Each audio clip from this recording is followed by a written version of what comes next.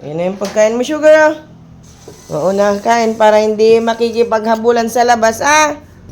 Nakikipaghabulan ka kila kuya. Ah? Ba't yung buntot niya? Ikot-ikot yung buntot.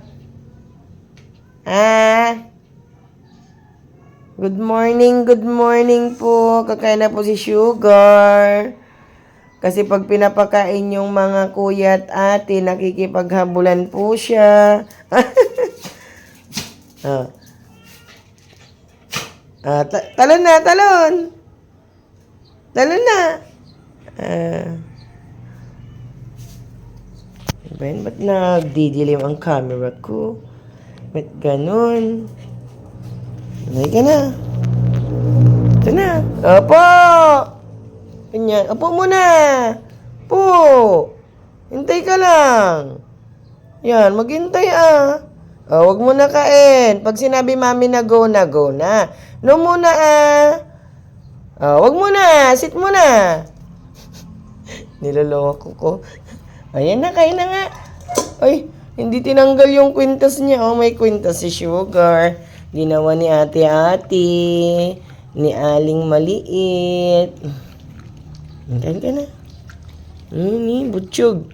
Butsyog si Sugar. Butsyog si Sugar. Takot ako kasi kumain. Kain ka na. Tapos,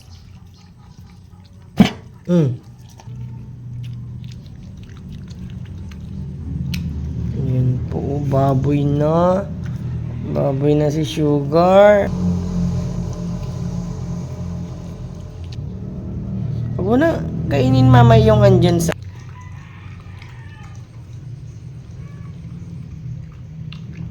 Kain ka na, butsyog. Nilagyan talaga ng kwintas ni ate. Yan po yung kwintas niya. Yung kwintas mo, Sugar. Ayun yung kwintas niya. Hindi makita. Ginawa ni Aling maliit yung brace. Necklace daw po ni Sugar. Ayan. Maluwang naman siya. Maluwang. Gagawa ng bead si Aling maliit. Ay, mamoy. Hinga-hinga rin, mamoy. Nauna ko munang pakainin para hindi magugulo pag nagpakain ako dun sa malalaki.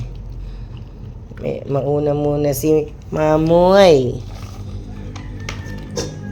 Diyan ka muna, ha?